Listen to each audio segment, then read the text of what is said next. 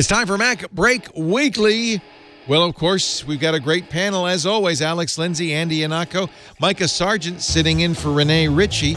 We'll talk about CES. That's where Renee is this week. We'll also talk about Tim Cook's warning letter from last week and what you would do if you were in Tim Cook's shoes. It's all coming up next on MacBreak Weekly. Netcasts you love. From people you trust. This is Twit.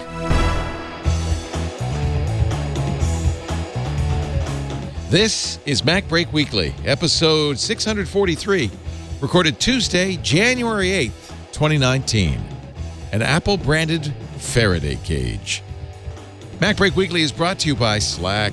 Slack's a collaboration hub for work that makes sure the right people in your team are always in the loop, and key information is always at their fingertips. Learn more at slack.com. And by WordPress, turn your dreams into reality and launch your website at wordpress.com. Plans start at just $4 a month. You can get 15% off any new plan at wordpress.com/MacBreak. And by IT Pro TV. Start your new career in IT or level up with flexible IT training from IT Pro TV. Visit go.itpro.tv/MacBreak to take advantage of their biggest sale yet. Standard memberships are just $29 a month. For an additional 30% for the lifetime of your active subscription, use the code MacBreak30 at checkout. It's time for MacBreak Weekly, the show we get together with the Mac journalists to talk about the Apple world. Alex Lindsay is in studio with us. Hello, hello. From the Pixel Core. Hello, Alex. He's got his cup of tea, so he's set. Also with us, he probably has his cane sugar soda, Mr. Andy Ihnatko. Have I been? We were late, so I no longer have a cane. He's got his 1893. Even better. I had this about 40 minutes ago. Now you ration those, right? You only can have a certain number of 1893s a day. I buy one 12-pack per month. If I were foolish enough to drink them all in one day, I am free to do that. But Andy, that means that you will not have any for the rest of them. That's brilliant. So I usually, like when I cook like a real meal, or if I have guests over. So yes, it's the special tipple. Otherwise, it's usually just flavored seltzer. We should mention that is not Coca-Cola, but Pepsi-Cola. Well, it's the 1893 with like real cane sugar and like has a very peppery sort of artisanal taste. Oh, not really? To get too Brooklyn about it. It doesn't taste like regular Coke, Pepsi. Oh. No. Because the regular Coke, the regular Pepsi, it's like really, really sweet compared to this stuff. This is designed to be like you really, really taste like the cane sugar. You taste like the cola nuts. I can't tell you what is being contributed by what, but it's like a more of a spicy, sort of savory sort of taste. It tastes like the best cola you've ever had. It tastes like the sort of stuff that costs an extra. Yeah, exactly. That has to come in a fancy can with a fancy label, and you have to tell yourself again, I can only have this is too tasty. Without rules, I have to have only 12 of these a month. Or else that becomes medically contraindicated. I think to have real sugar soda more than 12 times a month. I think Mikah Sargent should feed this to his chihuahuas. This is a good idea. Yeah, I mean, I just have water, and that's no fun. Maybe their chihuahuas might actually become like jumpy or something without that caffeine. Hard to imagine. Regular contributor. They're going to actually vibrate so quickly that they will ascend to another plane, and I won't have them anymore because they will sort of exist in another dimension by drinking that caffeinated beverage. You'll find Mikah at chihuahua.coffee, and he has apparently a nuclear reactor behind him, which is pulsing. I just wanted to warn you, Michael. You may be in trouble. It looks like it's, I don't know, is it time to scram? What are those LED, those weird LED lights behind you? That is a Lifix light strip. Okay. Yes, nice. Yes. I swear by the Lifix one as opposed to the Philips Hue one because, as you can see, there are multiple colors going on back there. Yeah. The Philips Hue only does one color across the whole doggone thing, and that's boring when you can have all those colors all at once. Wow. So, the day after we did the show, no, we didn't do it last week. Is this our first show of the new year? It is. It is. Happy New Year. Tim Cook began the new year Wednesday, and this is our first chance to get together to talk about it. In fact, I was doing Twig when the chat room told me Apple shares trading's been halted. What? That's a big deal. And then Tim Cook's letter came out, a letter to Apple investors, in which he said, we told you in our last analyst call that we expected revenue around 92, 93 billion. It's going to be 84 billion. And we just want to let you know, of course, Apple immediately, the stock dropped significantly. Apple went from being $1 trillion company to a $700 billion company. Aw. Aw. Only number 4 in market cap in the world. Now Tim only gets to park in the multi-billion-dollar company lot when he goes to the hunting lodge in Aspen. I thought there was a lot of, and I use the word Schadenfreude on Sunday. A lot of people. This is what we do as human beings, right? We build people up just so we can knock them down. I knew it. I knew it. I knew it. It is rare. The last revenue warning Apple issued was back in 2002.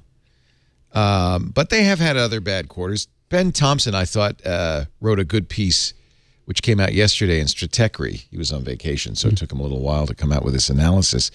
But he said, actually, I expected this. I think a lot of people did. And despite the Schadenfreude, the sinful pleasure in others' misfortune, this might be good news in the long run for Apple. He said, I believe Apple's management made 3 critical errors in their forecast for this last quarter. He wrote this up, actually, some months ago, that were predictable precisely because they'd made the same errors before, errors I wrote about at that time. In other words, I'm very much susceptible to confirmation bias as well. We all expected it, so we got it. If I am right, that's good news for Apple. The company's in better shape than the last week of hysteria suggests. So Tim blamed China. He said the strong dollar meant that, of course, the exchange rate was against China's favor. That the Chinese economy had been slumping, and he said over 100% of our year-to-year revenue decline occurred in Greater China. Now, Greater China, I found out, is not just China; it's also Taiwan, Hong Kong, and Singapore. So they didn't sell as well in China. But remember, this was the strategy to compensate for dropping sales in general, right? We're going to make it up in China. So they didn't make it up in China, basically. Right. I mean, this is the bottom line is it had bottomed out in other parts of the world already. And the growth that they saw over the last couple of years was as they moved into the Chinese market, they became more and more dependent on that for growth, not for overall sales. I mean, there's still a large number of people who are buying iPhones, obviously. Yeah, they're still going to make $84 billion. It's not a bad business. I mean, remember, a couple years ago, they did $76 billion, and that was the biggest quarter ever. Right. And so the $84 billion is not necessarily a huge disappointment. Does it, Andy, mean that the iPhone is not, though, as successful as it should be, or we expected it? Certainly, if they were expecting to break the piggy bank in China, that's something that that was a plan I never really understood. I wouldn't have gone so far as to say that it was wrong, simply that I didn't understand it, given that in China, Apple's been so lax over there that other services and other phones are really had a chance to already become sort of the iPhone of China. There's really no opportunity for Apple to say, "Hey, look at our entire ecosystem. Look how wonderful our network of services are. Look how wonderful our network of software is." Because China developed all kind of in its own sort of walled-in garden of its own. Apple couldn't build its own walled-in garden inside its walled-in garden. And the third thing is that my perception of Apple in China is that it really is more of a fashion brand than it is here in the United States.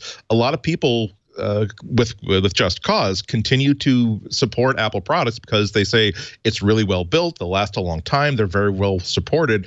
I think that in China and in the United States, it's also like the fashion brand. You really want to be able to flash that Apple logo, whereas in China, you can buy one of the reasons why there's such a good market for knockoff phones is that people care about having that logo on the back of the phone. It doesn't matter to them that once they drill down past the top layer of the interface, it's actually an Android phone. Just like a lot of people, they don't care if they don't have a real Louis Vuitton bag, as long as they have a well-made bag that has that Louis Vuitton styling and the Louis Vuitton logo on it. So that's why I never understood the idea that Apple's going to crack this big, giant piggy bank full of cash that is China. And then we don't even get into the problems of what kind of controls is China going to continue to exert over a company like Apple, and what kind of effect are the trade wars going to have in trying to get products into that market to begin with.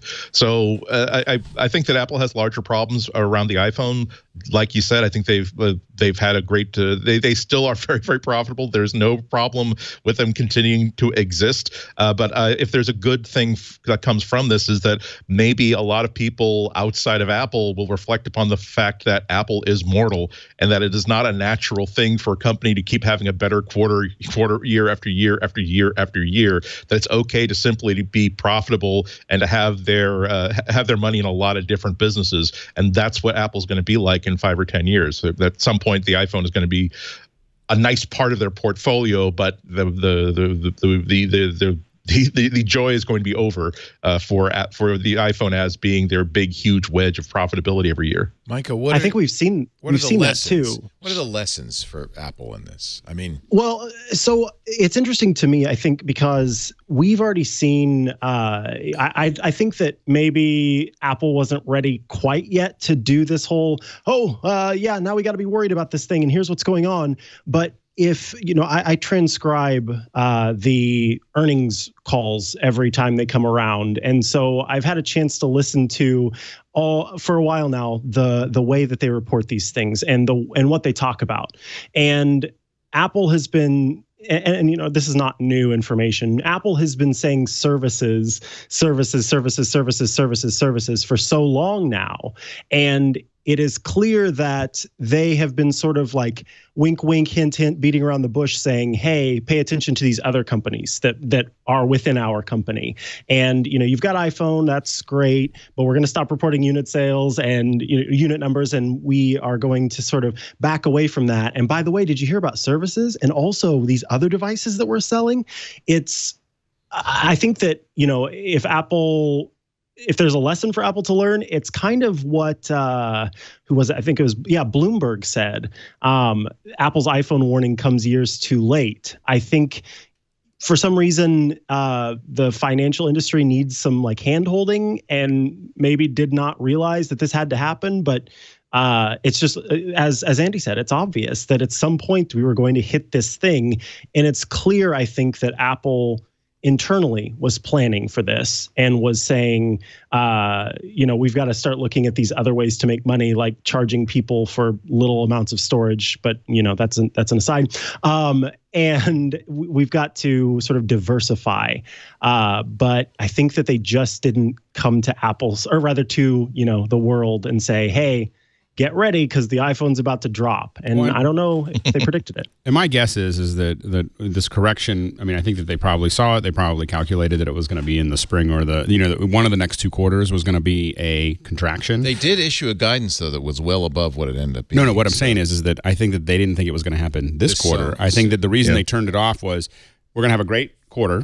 Because that was the holiday quarter. It will be a record, like Maestri said last time, and you wrote it down, Micah. Right. That it was going to be a record quarter this year. My guess is that they expected it to be a record quarter. They figured this is the time. If you're going to shut off the iPhone numbers, shut them off when it was a record quarter.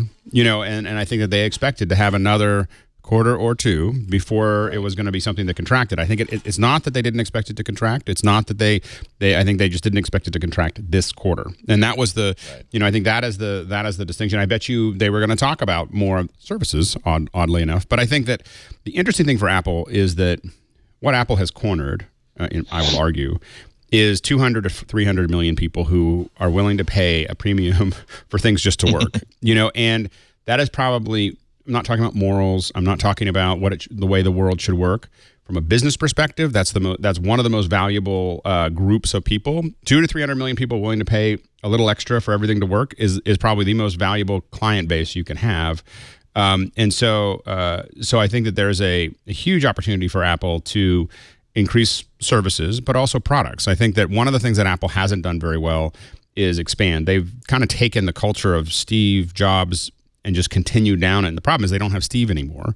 So without Steve, you can't do that. You have to now spread out and have things that are not the next big thing every single time. But the problem is that Steve would look at one thing and focus on it and make it successful. And then he'd look at something else and that thing just disappeared for him. And he would just now look at this other thing and make that successful. And so what Apple needs to do now is pay attention to a bunch of things. For instance, I think that the whole home automation process is moving very, very slowly. They're starting to show off, hey, we've got a doorbell, we've got a bunch of other things. Apple should have been building those products. I mean, they should have just, it doesn't, they should have just said, we're going to build the products for you. And if other people want to build into the system, that's great. But we're going to make it, because I look at I have 14 Sonuses at my house, right? That came with the house. When I bought the house, it had a bunch of them. And that's worth a lot of money. So I was like, do nice these come with the house? And they were like, it. yeah, it came with the house. I was like, I'll take it. Like literally there's speakers all through the whole house, and it's got these, but every time I do an update to my Wi-Fi, every time I have to go back and reset them all. There's this huge process of updating the house's audio system every single time I do something. Whereas my Apple HomePod just fixes, and new Apple products. People come in with their iPhone.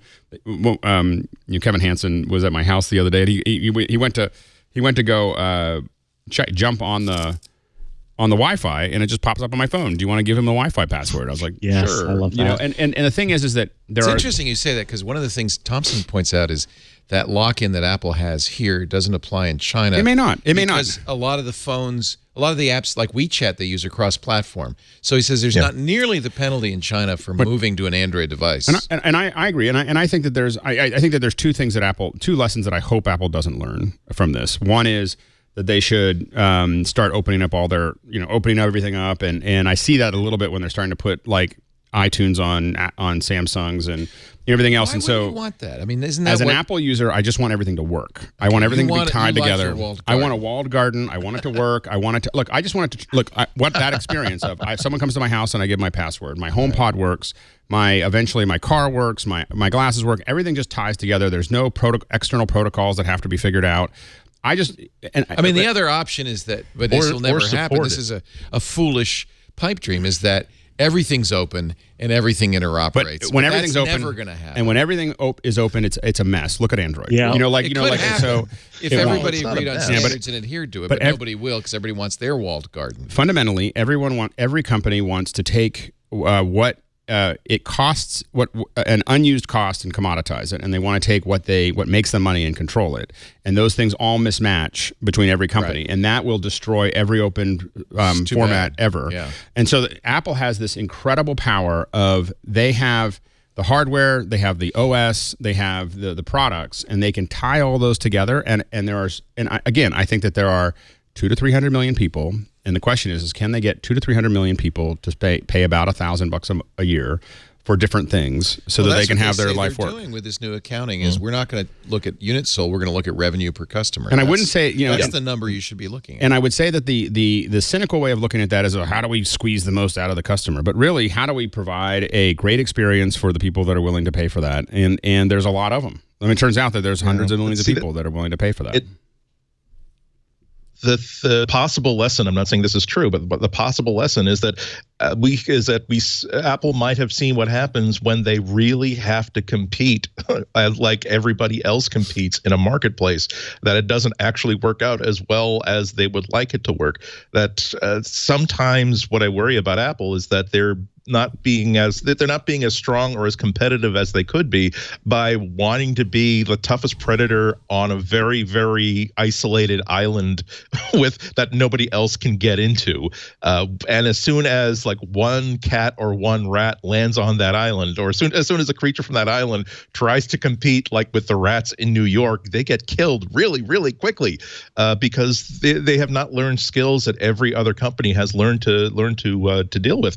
For instance, how to embrace other people's technologies, how to embrace open standards, how to make something that works well with another thing or another system that you have no control over. It's not it is harder. They used to do that when Microsoft on the Android was the dominant operating system. They used to do that, but they haven't had to do that in the last decade. I just find that everything that's like an open standard that you have to tie to, you just end up with all this gobbledygook. Yeah. I mean, as someone that's who unfortunately the fact of it. So I wish it weren't, because it would be better for everybody. Right. If things interoperated, but they don't, and but they like never will. An example of the, it only works if you provide enough of the solution. So Apple providing, all the different pieces. And so when they don't provide, for instance, all the home products. The downside of that is when Apple doesn't do it right, or they decide not to do something, you're out of luck. So you can't, there is no Sonos solution yet. There's a HomePod. So no, I agree. That's the downside to a closed market. But I think by the way, it's not just Apple. This chart from Bloomberg shows that in fact, smartphone sales are declining across the board. Samsung took a had a big drop too. So everybody's got to deal with this. This is everybody has a smartphone. Right. I mean, so many we have smartphones. I've seen it talked about how they're like appliances now, and we don't necessarily need to give them up. Is Apple charging too much for its phones? Not for the people who are like willing to buy the stupid iPhone XS Max that I have that I didn't need, that like even though I had an iPhone 10 and I upgraded to that. We all bought one, right? Yeah, we got one and they're happy with that. But I think that in terms of price, and maybe like the lesson here, and I saw some folks talking about this too, the lesson here is that yes, there is finally that upper level of, okay, well, $1,500 is definitely the limit that folks are going to go. But I do think that we've reached a point where lots of people now have smartphones. And what is the, for some people, the value prop is not getting a new smartphone that has a new, better screen. It's the fact that this phone that they have still works and it's just fine. And so it makes sense to me. I mean, it's like a solution. If you fill the water with salt, eventually the salt stops dissolving into the water because there's too much salt. And like now that we've hit this level where so many people have smartphones, they aren't necessarily needing to get rid of them. They aren't necessarily interested in upgrading, getting a better device. And so if there's nobody to buy the devices, then what do? You have to come up with new things. You have to come out with a subscription video service that can be not just on your own set-top box, but can be on other televisions, because folks who already have those devices might want to then pay Apple to have their subscription video service or what have you. So this is just very clearly, in my mind, we've reached the period where it's saturation to a certain extent. And I realize there are plenty of markets where we can expand, but it's clear that Apple now is going, okay, let's look at some other ways to make money, because we can't just keep growing when it makes no sense to do so, because people have the phones and they're fine with them. And then the battery thing too, it doesn't cost a whole heck of a lot to get a new battery put into your old phone, so it lasts even longer. So no, I'm not going to buy a new iPhone XS Max. Well, I'm Mikah, so I am, but you know what I mean? Someone else might not do that. It seems like we're getting to that point where this all just makes sense. A lot of people can't sell more smartphones because the smartphones are out there. We should point out, not that the stock market is in any way a bellwether, but Apple's stock today is up 2.33%. People saw that as a buying opportunity for a stock that has been tumbling for 6 months. This is the peak, was October 3rd at $232. It's down now to $151.30. So, but the interday, but today the stock is inclining up. Not that means anything. I'm just. But if you're going to talk about market cap and I don't obviously stock market, I'm on the show and I don't have any Apple. We don't stock. have any Apple stock, so but we ain't got a dog in this. But I think there's also in China there's a little bit of a backlash after the trade wars and the dissing of Huawei and ZTE from the United States, that it may be seen as unpatriotic to some people in China to buy an American phone. It does seem like, companies have been telling their employees not to use it, especially because you've got great phones in China from Chinese manufacturers that are about half as much as an iPhone. Right. Also, we should point out that the Huawei staffer who tweeted "Happy New Year" from an iPhone has been demoted. Yeah. Well, that's a pretty classic. That's a classic different error. thing. Yeah. But I think it was seen a little bit as, you're being unpatriotic, you're being disloyal. Anyway, that's a side story. But so Apple's lessons. Let's continue on, because I think a smart company is question number one: is Tim Cook the wrong guy to lead Apple into this future? He was the right guy for the last 10 years. I think that it's kind of one of those things like the offense. He's a different quarterback, and the offense is still the same offense. And I think that's the problem. I'm sorry for the football thing, that's a good point. But they're still playing the same offense, which is one product at a time. When you have someone that's operational, I feel like they need to expand the number of products, not just services, but hardware. But expand the number of products that they're providing their consumers, because they have this limited group of consumers, and that's going to grow slowly. And what they need to do now is to figure out how they serve them with more things that just work. And I can tell that, Alex, you really want Apple to release some HomeKit products of their own, and I'm so for that world. I am 900,000% for that world. Please let that happen. Yeah, and you just want everything. When you open it up, like when you open up a HomePod, it pulls a bunch of stuff and then it works. People have avoided HomeKit because it's hard to develop for, and for a while you had to have some hardware, a specific chip. And I think Apple, do that anymore. I think Apple should have kept it. I mean, from a security perspective, and I think that Apple has made the biggest thing that they have done well is this whole privacy. The biggest risk for them is Australia, because if they start to really break into the hardware and de-encrypt stuff and put a back end in, that's a huge issue for Apple.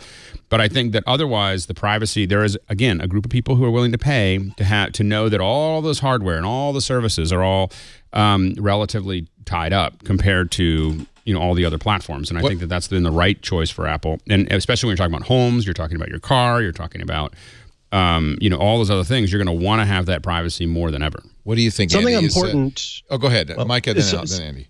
There's something really important about this, this HomeKit thing.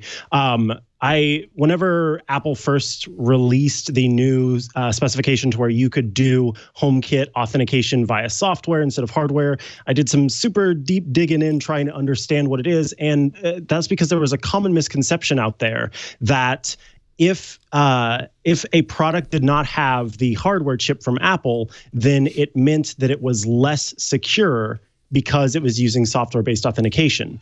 That is not actually the case. Whether you use the hardware chip or you use the software chip, Apple's requirements for the security and the authentication process is the same. What the hardware chip allowed people to do, companies who manufactured smart home products, was make that whole thing easier for them. Apple did require it, yes, you had to have the chip, but what it did was you make your board and you connect all the stuff, the Wi-Fi thing, and it's all connected, and then you add that chip and it takes care of all of the processing. It does it, or rather authentication, and it does it in a low power way that was easier for folks who are making Bluetooth LE gadgets and Wi-Fi gadgets that were not connected to your normal house power. Was the resistance to that it was then an Apple only product that couldn't work in other ecosystems? So it made it difficult, obviously, because people want to be Z-Wave, they want to be Zigbee, they want to work with other ecosystems, they want to work with Android, and if you put in a chip that makes it Apple specific, no, that adds cost. And does it limit your choices? It's cost, but it doesn't make it so that it couldn't work still with put a the Amazon Assistant. Yeah, you could still work with the Amazon Assistant. It's just it costs more. And for companies who had already been creating these products for so long, they're not going to redesign their chip and have to start all over to include Apple's authentication coprocessor. So when they came out with the software authentication option, it said, hey, you still have to do the exact same stuff. We've got to do, I can't remember all of the different things, but it's like doubly encrypted and this and that and the other. All of these different processes still have to happen, but we're letting you take care of that on your own now if you want to. You don't have to get this chip. And they still have to go and send the product to certain testing places that Apple has set up that they've said, okay, yeah, we give this an approval for doing the testing. That also is expensive. And that is expensive. Yeah. One thing that I do like about it, though, and this is about the privacy comment, is the fact that Apple, one of the requirements in order to have that works with Apple HomeKit badge is that you have to be able to completely set up the smart home product using the Home app for iOS.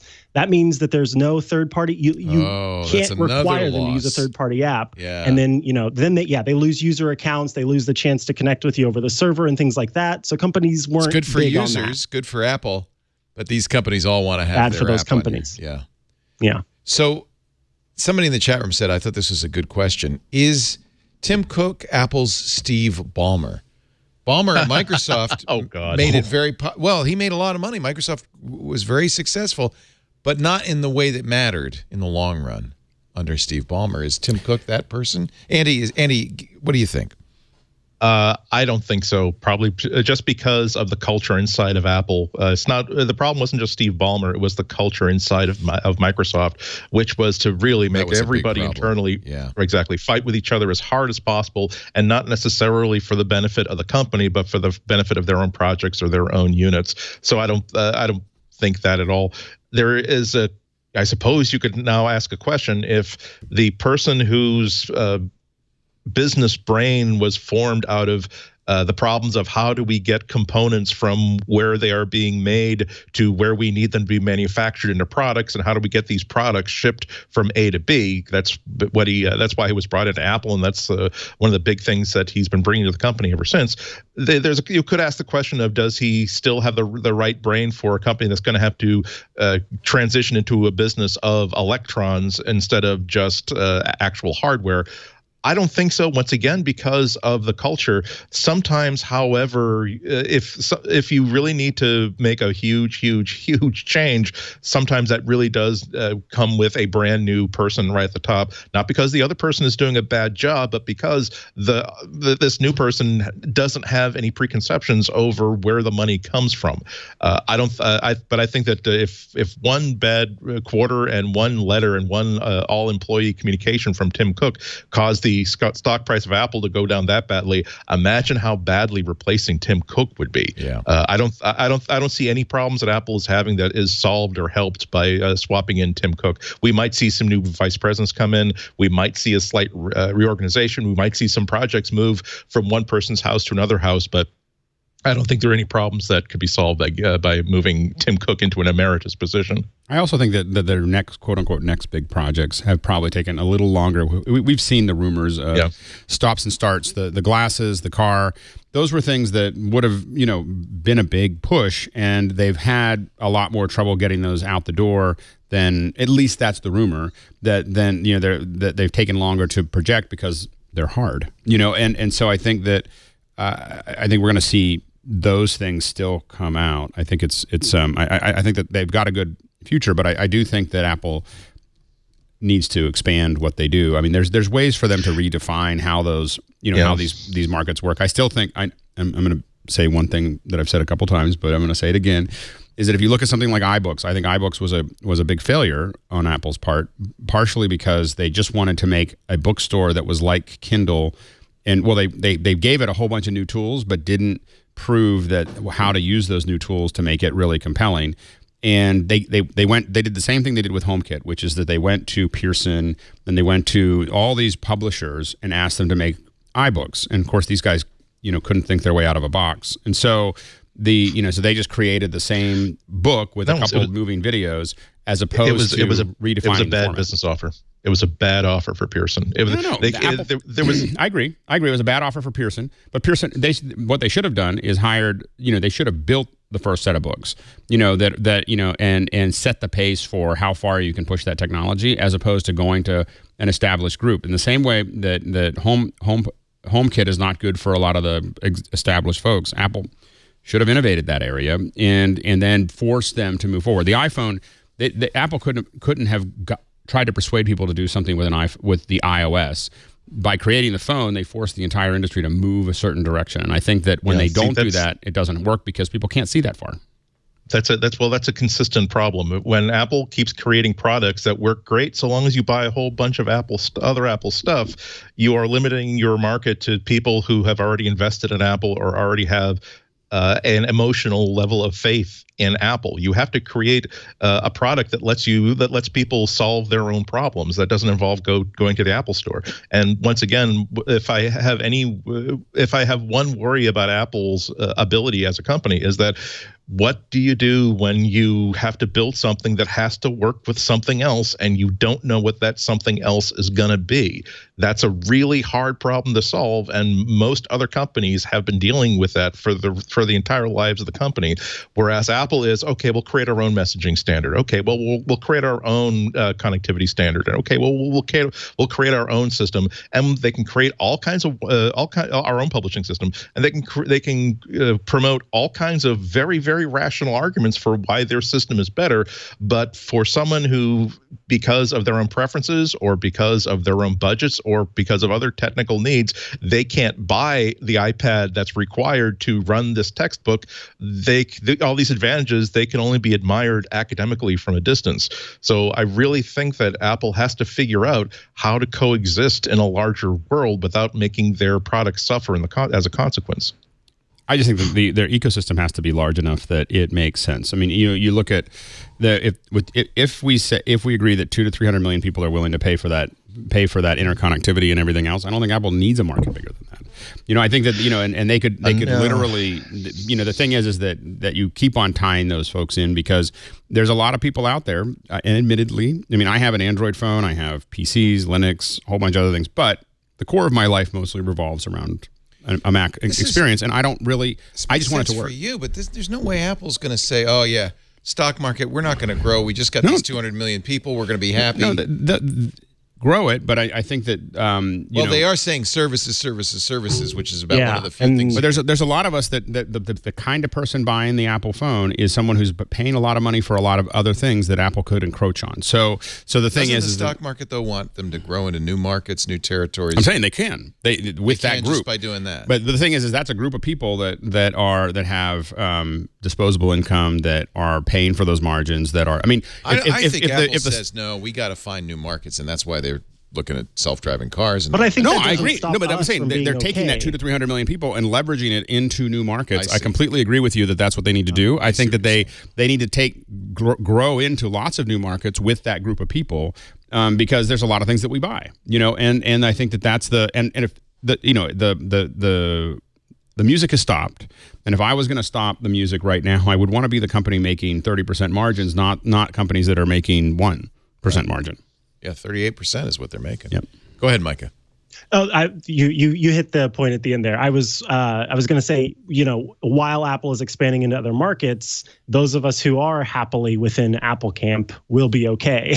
They, what I mean? Like they're still going to keep, doing those things for us. It just means that they're expanding. And then Alex, you ended up saying, yeah, they're leveraging us who are here and happily in Apple land to expand. So yeah, we got there. We got there in the end. Yeah, but it's tough because I agree that would be a reasonable business, but it's not the way the world works. The markets want to see them expand into new markets and grow and get new consumers, not just say, well, we got our look at Twitter. Twitter's been stuck at the same. But I think that you don't need to double the number of users every year. I think that you can't obviously. No, but I'm saying, but if you have a bunch of the problem is there aren't enough people in the world. The privacy issues and the privacy issues, the fragmentation issues, all those things are going to continue to have certain groups of people go.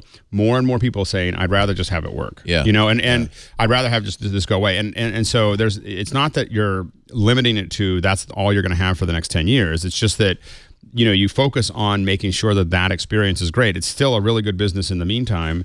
The problem with Microsoft is, yeah, sure, Microsoft had a problem and an existential issue, but they also had, low grade hardware and low margin everything. It's not comparison. I agree. It's not. It's the thing is, yeah, they had a problem, and they had a problem with a bunch of people that were cheap, and they pivoted. It's different, yeah, and they pivoted very successfully. Yeah. I think one other problem is just that the nature of technology is, or actually manufacturing, is that eventually the first ones cost a hell of a lot of money to make, and because they're going to be expensive to begin with, you're only selling them to luxury buyers, which means that you build this car with a luxury coach on top of it, with space for a driver and a working fireplace in the enclosed back seat. But eventually, you figure out how to engineer it and how to manufacture it so it becomes affordable to everybody, and that's when it really really becomes a problem if you built your entire brand around luxury. So, and that's what's happening with phones as well. That this used to be this thing that couldn't possibly be made for anything less, sold for anything less than $600 or $700 or $800, and now what would have been an $800 phone 2 or 3 years ago is now $450, maybe $500, and that's where it's going to go. It's going to go to the level where it's a really, really good phone with lots of features that people actually need, is at a price where manufacturers can make a decent profit from it, or at least as part of the service that they're selling. And then people who are building their entire businesses out of expecting people to spend $800 for a phone are going to need to figure out the next step. And it doesn't look like making an even better $1,200 phone is the most natural next step. So I think I think that the calculation Apple made is I think that they put out cheap phones and not very many people bought them. I think that their market. I think that they weren't that cheap. No, well, but what I'm saying is that when they put the iPhone, whatever it was, the C or whatever. Yeah. I bet you internally that the numbers were not. And the SE. Those SE did pretty well. They did okay, but they didn't do as well as the higher end ones. And so I think that is part of the indicator is that Apple's market's not there. As in the same way. And I think that. I do think though that those people aren't going to buy more phones, but they might buy more cars. They might be interested in AR. They might be interested in more HomeKit things. They might be interested in other services. And so there's a lot of other places that Apple, because there's lots of things when I look at it, like this is, my microwave is stupid. I would love to buy an Apple microwave. Oh, jeez. That just worked. It talked to my phone, and when I plugged it in, it just connected to the Wi-Fi, and I don't have to think about it anymore. Honestly, I'm with you. I'm so with you on this stuff. Okay, but I know that no one's going to buy it except for you and I, but let me have it. But you just illustrated another problem that most people they have a microwave because they want to heat up a cup of coffee in the morning. And when they come home like drunk with a foil container of takeout, they want to be able to reheat it for breakfast the next day. And in the CES demo video, they love the fact that, look, it can talk to my phone, and look, it has a camera built in, so it can automatically figure that, that's Mugu Gaipan. I know how to reheat this. But really, as soon as you do a reliable job of heating a cup of coffee in the morning, reheating leftovers from last night, people do not figure out how to spend the extra, why to spend the extra $200. And for a lot of Apple products, that's what they're dealing with. But the thing is the question is products that do a great job. The question isn't most. Most is a horrible idea. Most people, serving what most people want is going to be that's just a lowest common denominator, drop to the ground, not worth even doing as a business. Not necessarily. What you should look at is you define the market. McDonald's is doing okay, but okay. You define your market.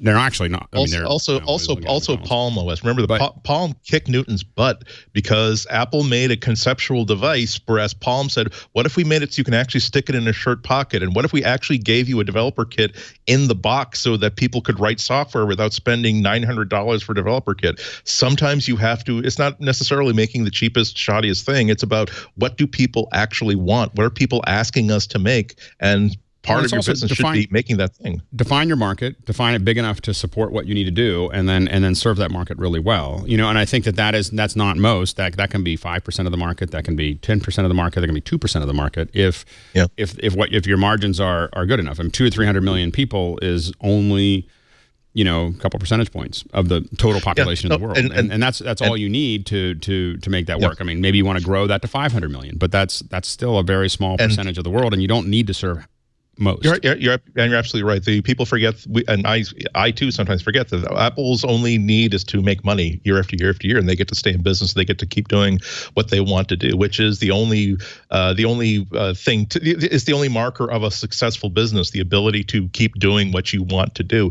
The thing that I would add though is that if artists and creators didn't continue to evolve, they turn into like the Beach Boys, where you only you go to a Beach Boys concert and they will play only the same hits you've heard a million times before, and who cares? You have to be in a position, if you are truly an artist, if you're truly a creator, you have to get your fans kind of angry with you from time to time, and you have to drop old fans and get new fans from time to time. So that's the thing that I want Apple to be able to do from time to time, is to say that this is absolutely not an Apple product. Isn't that wonderful? Well, and I think that they should still embrace those things. I just think that when you talk about standards and supporting standards, I'm always reminded of the saying that none of us are as dumb as all of us. And when you start getting to all these, these designed by committees, which I've been in many of those meetings, it's just like it just gets ground into something really stupid, and you started with a great idea, and you end up with something that is just ground chuck. And so I think that Apple has the opportunity to continue to do great things and make great things. And you think Tim Cook's the guy to do that? I think if they change the offense to a wider range of products, a wider range of services, I don't think it needs to be.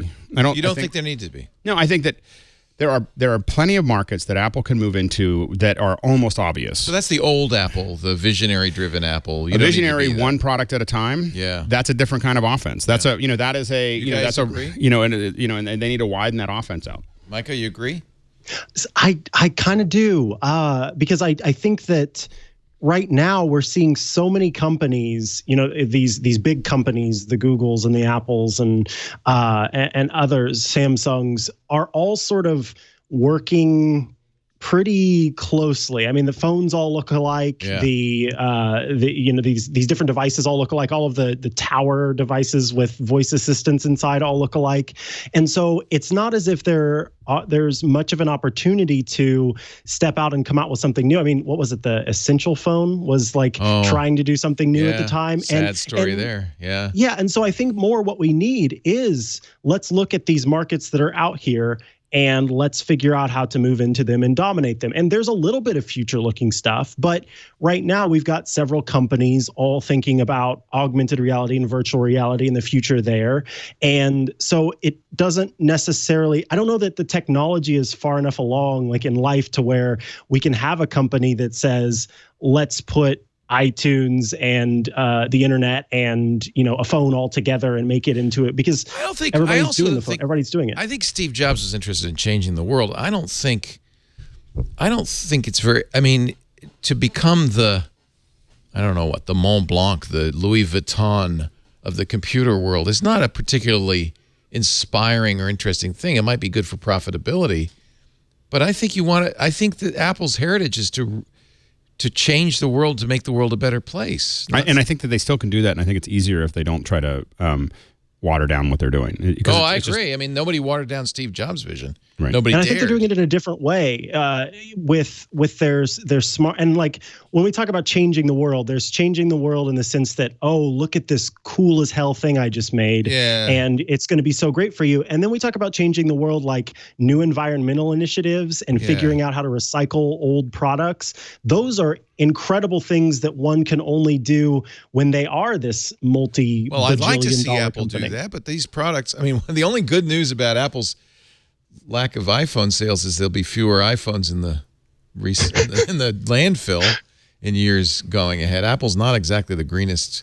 Despite the Liam, the Apple iPhone deconstructing robot, I don't think Apple's recycling record is all that good. They make these are disposable products. They're not designed to be. Man, I use them for a long time. Almost every phone I that's bought. Your mistake. You're supposed to buy a new one every year. Well, I do, but then someone else ends up with them. Someone else in the company ends up with my that's phone, true. or someone else. That's true. Someone else. They My kids. that way, My kids are using older phones. Yeah. Without. So you're the reason that they didn't make any money, because you didn't get all the kids new phones. That's what's going on. Yeah, it's your fault, Alex. They're stuck with sixes. It's not China's fault. It's your fault. Yep. It's all Let's my take fault. a little break. There's more to talk about, including Apple's presence. I put that in quotes at CES. But first, a word from Slack. This is how we communicate.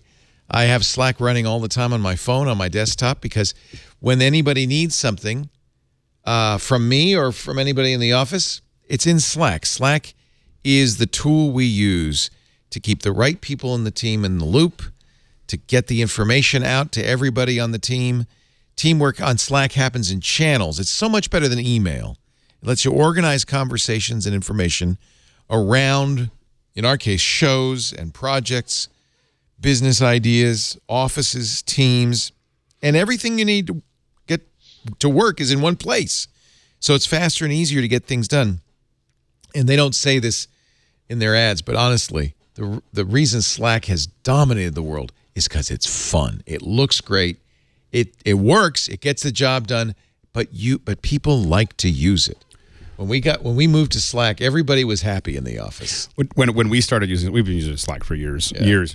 And one of the producers got it, and I was like, "What is this? Like, why aren't we just using email?" And it was like one of those things. Like I very slowly, and then suddenly the whole company was using it. And then before I knew it, I was using it. And then it got to a point where I was saying, like people send me an email, and I was like, "Why are you emailing me this? This is a Slack conversation." Yeah.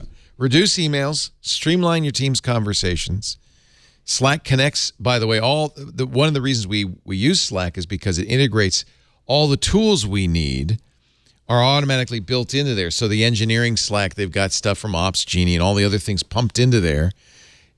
Slack allows you to organize your team with real-time messaging or video or voice calls, group file sharing. Yes, we integrate it into our Google Drive because that's where we put our files. Searchable archives. It's all easy right there, centered in that app on your desktop, on your phone.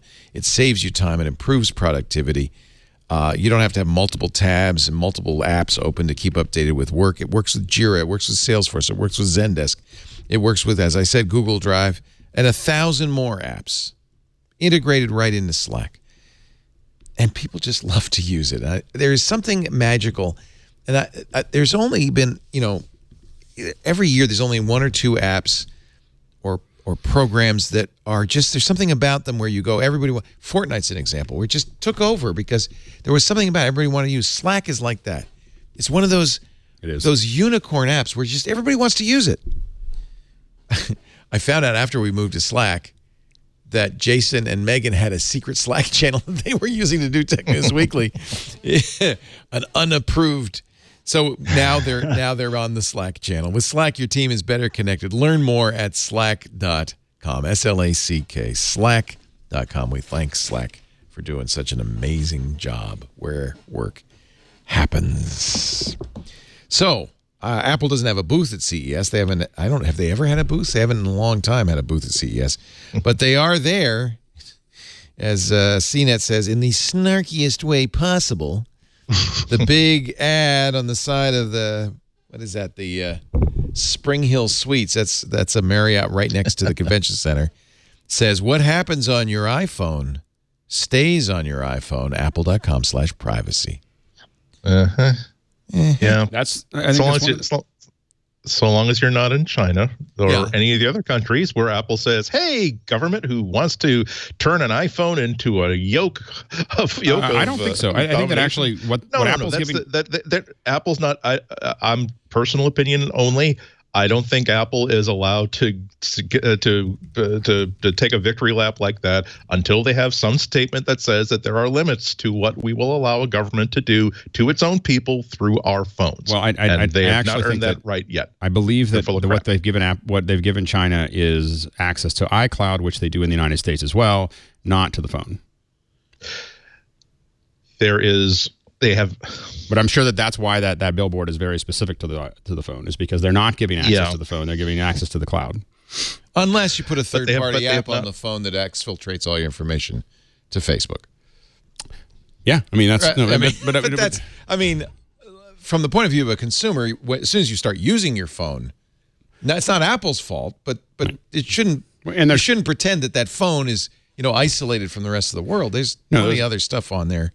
Absolutely. It's given away the store, including, by the way, Google's own apps, as well as Facebook, right? They're not more private on an iPhone than they are on an Android phone. Well, they are. It depends on what apps you use. Yeah. Mm-hmm. Which I've taken, by the way, most of those apps off my phone. Yeah. So I just took them off, and the thing is, it wasn't for privacy's great. It was mostly for calm mind.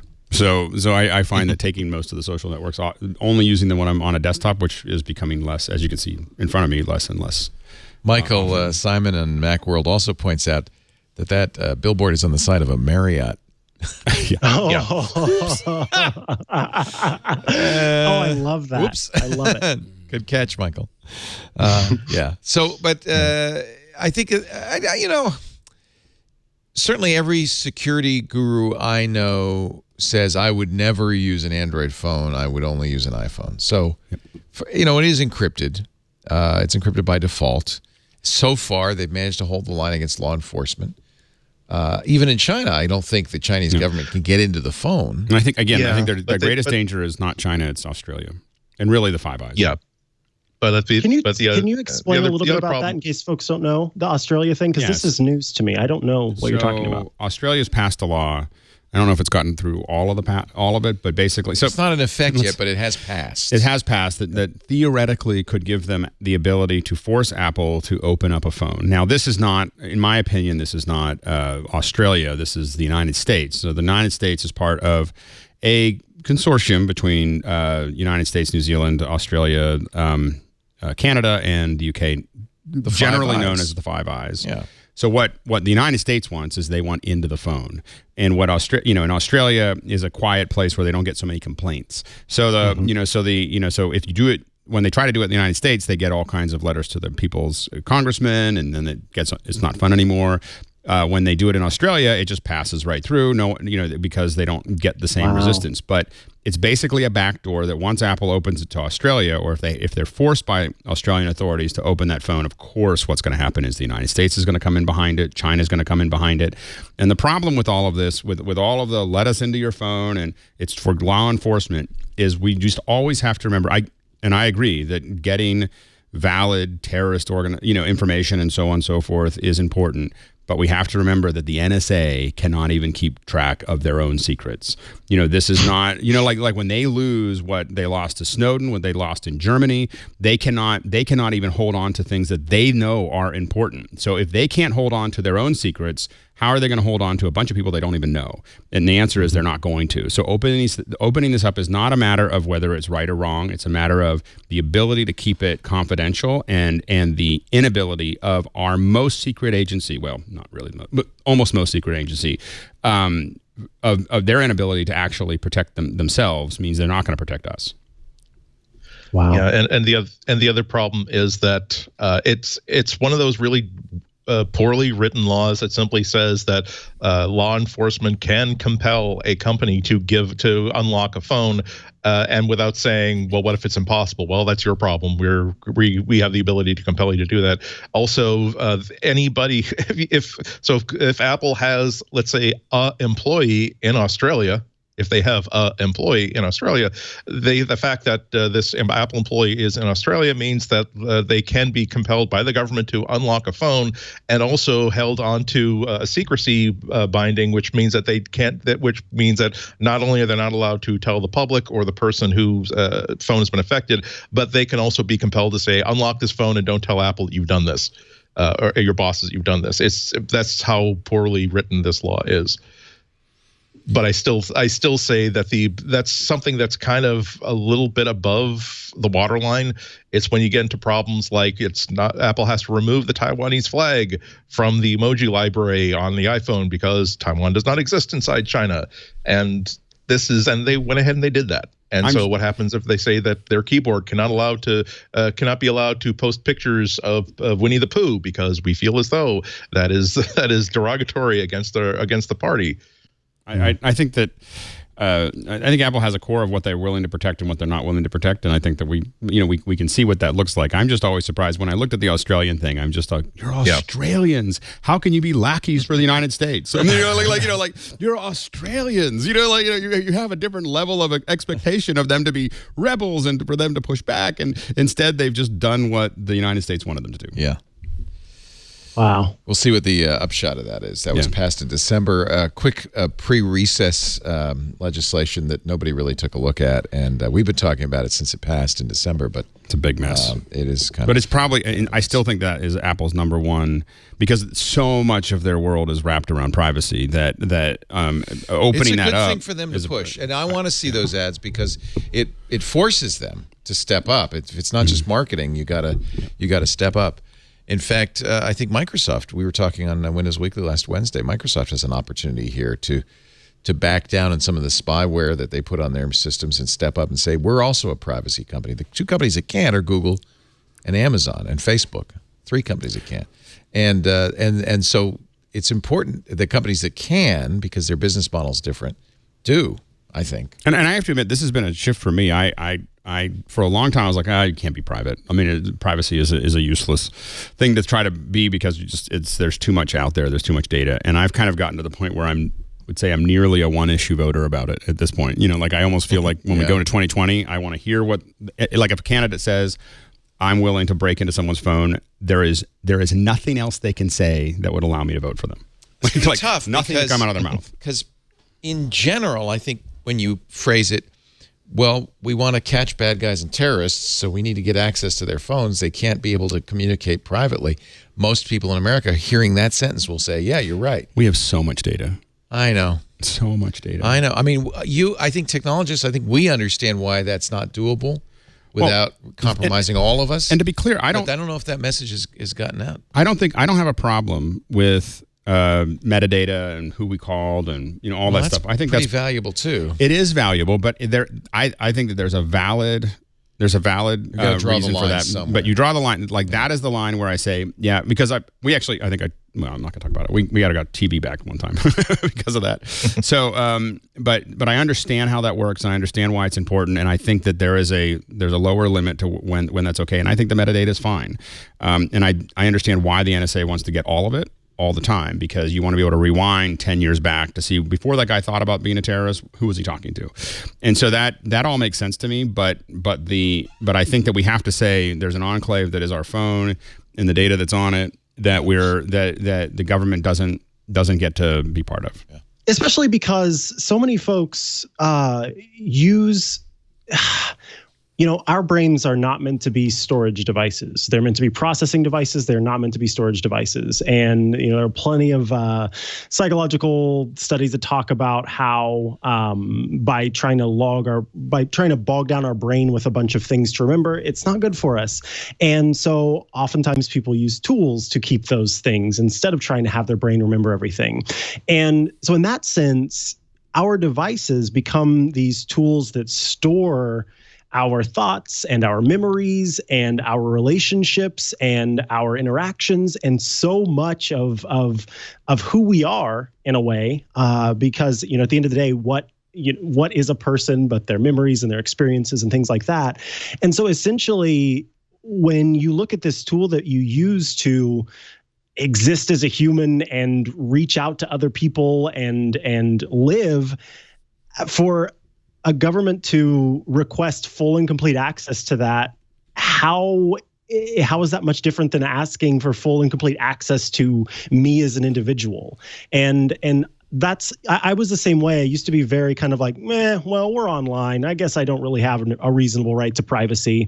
But it was actually Georgia Dow who sort of kind of swayed me a little bit, because she's very staunch privacy advocate. And, when I started to think about it, and particularly from that psychological aspect, it changed the way that I feel about this. Because, you can learn a lot about who I am by getting access to this device.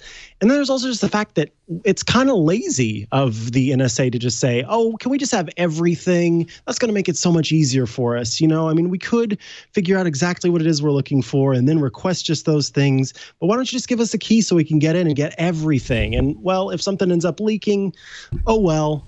We've already got enough of that stuff with Marriott and the credit reporting agencies and all of these other places that leak all the time and get little slaps on the wrist. It needs to be locked up a lot better. There need to be consequences. We need to have some sort of a Bill of Rights, simply. So the reason why all these things keep happening is that all you have to do if you lose the data of millions and millions of people is say, yeah. You don't have to. You just say, "Oh gosh, isn't that horrible?" Well, here's a press release for you at 7 p.m. on a Friday. And we're going to give you a year's free credit monitoring. just because. Yeah, exactly. You have there are consequences if you there are consequences for dumping poison into a water supply, and it's not oops, our bad. Everybody have a free voucher for pizza. It's no, there are supposed to be actual punishments, and right now we've been experimenting with lack of regulation, and now it's not really working out for us. So now we need to regulate control of data. Apple also had some CES presence with some briefings. Now, I know that Rene Ritchie is not here. He's at CES. That's why Mikah Sargent is here. And at first I thought, oh, that means he's not meeting with Apple. Well, maybe he is, because Apple showed off a bunch of HomeKit stuff at CES. I find this interesting. Yeah. That Apple, because I don't know, the way that Apple's sort of putting this forth, or rather that TechCrunch was talking about this, is Apple saying, hey, come check out these companies. And it's just a little weird to me, because it kind of reminds me of, what is it, the LG monitor that works with the newer MacBooks, right? Where there's like a close partnership. The fact is, Apple, although externally was not super bullish about the HomeKit software authentication stuff that I was talking about earlier, certainly within the company, they were very excited about it. It's one of those things that's difficult to sort of make a tentpole feature and explain to everyday consumers what exactly that means. And so I think that is a lot of what this is, because Belkin's Waymo line is one of the main lines. Oh yeah, Waymo. Yeah, thank you. One of the main lines that is, using that software authentication. And at the beginning, a lot of folks were very into these Waymo gadgets and liked what Belkin was offering, but it didn't work with HomeKit. And then there for a while, you could buy a Brydge that gave you HomeKit compatibility. And then later on, they're like, oh, now we can just do software authentication. And I know a lot of people really do like their Waymo stuff. And so I think will this be backwards compatible? In other words, if I have older Waymo switches, will they now work with HomeKit? I cannot answer that. I'm not certain. Or do I have to get new ones? That's one advantage of a software-only fix, is that maybe you can upgrade the old ones. We'll find out.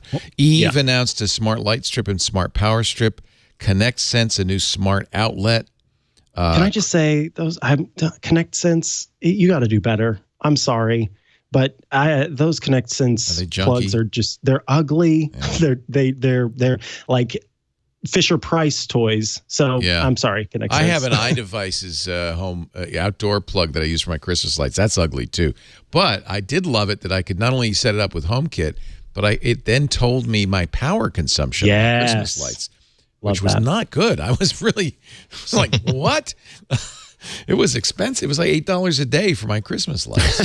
I thought, these are LEDs. Why is that cost me? Kwikset is expanding it. They do locks. Their line of touchscreen smart locks. Is that a good idea, really? With a new model that describes as more contemporary and sleek.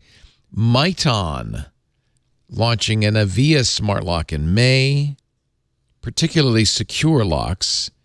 They're by the UK Police's Secured by Design initiative.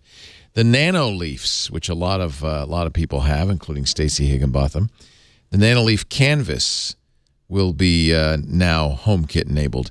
NetAtmo is doing a smart video doorbell that will be HomeKit enabled. That one is cool. That one is cool because so many companies that produce these cameras, they make you pay a subscription service to store your video in their cloud. Right. And so privacy. This is awesome because you can store it locally on an SD card and be able to access that stuff without ever signing up for some online thing. So not only are you not paying, but you're not also relying on the company to produce or to keep your video safe. I think that's a trend because Wisecam, which I think just took a big investment, VC investment, WYZE, also does not require an internet connection. You can look at it on your phone, but you don't have to pay a monthly fee, and they have a little SD card. I think that's really cool. Mm-hmm. All right, well, so Apple is at CES, but it's kind of HomeKit stuff. Apple apparently in discussions to support RCS. This is a Google initiative. Well, I shouldn't say that, but Google's been the one pushing it. The rich communication service that will be replacing SMS text messaging on some phones with some carriers. It would be, if at least in the U.S., if Apple doesn't support something like this, it's a non-starter because half the smartphones. Well, the question is, are they going to support it? As in, they're going to tie it in with iMessages, or are they going to support it in? Yeah, you can talk to it. You can send things. I think that's all they're going to do because. Yeah. So that's how it works now with SMS. There's a gateway, right? And if somebody dares not have an iPhone, well, there'll be a little green bubble. Oh my gosh, those green bubble memes. Oh, don't be a green bubble. My son was the first to tell me about green bubbles. I said, in his frat, I said, "Are there anybody with Android phones?" He says, "There's one guy." And he hears about it constantly. He's a green bubble. He doesn't get to any of the group messaging. He doesn't get to any of the group events. This poor guy. Talk about peer pressure. Talk about a lock-in on a walled garden. If you don't get invited to parties, and you're in it's college, like a dating thing too, Leo. I've had some. If you're a green bubble, do you get less dates? I've had some of my friends very seriously. I know that it's going to sound like I'm joking, but I have had some of my friends very seriously say, "Oh yeah, things were going well," and then they were a green bubble. Oh, burn. Well, RCS probably they'll figure out a new color. That's a proud data point for Apple to say that. I'm glad that we've provided a new vector for people to irrationally prejudge somebody and dismiss their entire worth based on a simple consumer choice that they made. I hope it's terrible. Where's the billboard for "Don't be ostracized"? Get in with the pack. Yeah, go with the peer pressure. If we could do anything to pressure Apple into supporting RCS, I'd like to do that. Same thing with progressive web apps, PWA, which Apple's been a little slow to the table on. This is that lock-in. There's no incentive for them to play in anybody else's garden. Just it works better if you're all Apple. Mm-hmm. They also like to control their own destiny. It works. But as a user, it works better for me. I get the progressive web apps and they're cute, but they're cute. But the thing is that they're never. People argue with me all the time about this. Eventually, they're going to replace and I was like, they're never going to be as good as a native app, ever. They're never going to be as good as a native app, and it is. Well, it depends what you mean by as good as. Yeah, I mean, it's just progressive apps are good for the developer, not good for the user. Right. Okay. I think it depends on the app. I think it is going to be an issue because Apple's not doing a very good job of supporting it, and I don't think they ever will. And that's going to make it very hard for PWAs to succeed, even though both Microsoft and Google are 100% behind it. I just want them to support RCS because every time a holiday comes around, I've got the one family member who sends out a message to every single person wishing them a happy Earth Day. And then I've got 7 new people texting me whose numbers I don't have. It's a nightmare. So just if RCS saves me from that, I please do that, Apple.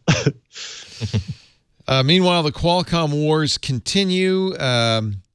Apple has won in some regards. Apparently, the FTC is now going after Qualcomm for not allowing FRAND licensing of some of their patents. On the other hand, in Germany, iPhones are getting banned. In fact, Qualcomm's put aside $1.5 billion in funds in escrow so that the ban on iPhones, some iPhones, not all iPhones, but the ban on some iPhones can proceed in Germany. The newer iPhones, the XS and XR are not affected, but iPhone 7 and 8 sales have been halted. It seems to be an iOS 12 versus an iOS 11 thing. Like anything that came with iOS 12 is not, I don't understand it myself. In fact, 12.1.2 addresses some of the concerns Qualcomm had in China. So the battle goes on. It rages on with some victories on each side. 75% of all of Apple's devices introduced in the last 4 years, 78% are running iOS 12 now. That is pretty impressive. Well, I think it's amazing that 95% are running the last 2 OSs. Like that is just a crazy number. That's amazing. Yeah, only 5% are pre-iOS 11. And probably it's because they can't run iOS 11, right? I will say that Apple, the updates, you just are constantly barraged if you don't update. It definitely that's one of the reasons, hard. Isn't it? Yeah. Well, let's take a little. I'll tell you what. Do we want to do? It's too early to do the picks. Well, maybe not. Let me do a couple more stories, and we'll do the picks of the week. Apple. This is interesting. AirPlay 2 getting wide support at CES. Apple's going to launch an iTunes video app on Samsung smart TVs this spring. And we've seen Samsung and LG and others announce smart TVs with AirPlay 2 built in. So this is an example of you don't have to have a HomePod. This is open. This is good. Yeah. Maybe. Well, as long as services. But there's still a lot of questions about it. Like if again, Apple, the billboard about how we respect privacy company, Samsung's press release doesn't talk about what kind of data will or will not be harvested through this app. It's what kind of service is going to be used for payments to this app. We're going to assume that's going to be whatever Samsung-based payment service is going to be is supported by the infrastructure of their TV app architecture. It's a lot to think about. But yeah, if Apple really is serious, and obviously they are, about creating a video service, they're not going to make it just by selling it to people who own Apple TVs and people who have iPads and Apple products. Because the people who don't necessarily spend $1,200 on a phone also watch television, and perhaps you want to be able to make that deployable elsewhere. So right now, the only place you could be able to watch the content you've bought and paid for on iTunes is through the Windows version of the iTunes app. You can't get it through Android. You can't get it through any other set-top box. So I'm keen to see how quickly or if Apple rolls out new versions of this special app onto other platforms. It'd be great to see it for Android TV. It'd be great to see. I'm sure we'll see it for Roku and even Amazon Fire TV sticks before we see it on Android TV. But this is going to be this is the first. It's a good move for anybody who has spent more than $8 on iTunes content. Bad though if you want to sell more Apple TVs, right? I mean, well, I don't, and I think do they even care?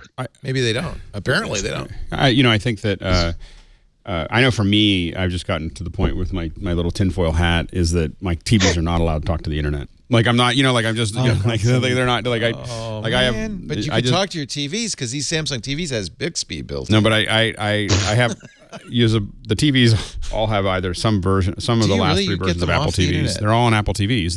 I see. All of my services sit on an Apple TV, and then the Apple TV has an HDMI connection to the TV. And then I have all, because I'm that's a cord cutter, probably a good idea. and I just keep and it each all television inside my is Apple TV. wrapped in a Faraday cage. Exactly. Yeah, it's a Faraday cage with an Apple logo. There you go. Apple branded Faraday cage. But I think that I just have too many. I just don't think that. I think that they are playing as wild and loose, if not more wild and loose, than a lot of the technology companies with those TVs. They're not tying them up. They're not closing them up because no one's asking them to and no one's requiring them to. And I'm not, until they figure it out, I'm just going to let them, just keep them as a dumb monitor system. No. It works fine for me. I agree. Our show today brought to you by hold that thought. Brought to you by WordPress.com, the best place to make your new website. Henry, have you set up your WordPress site yet? Yeah, I have. Have you? Awesome. In college. Oh, both my kids have WordPress.com sites. So do I, by the way, LeoLaporte.com. Back when you were born, more than 20 years ago, I bought your name and your sister's name, your domains, hoping that someday, and I bought a 20-year plan, by the way, figuring that's great. Someday they would want their names. That's what I call vision. Yeah.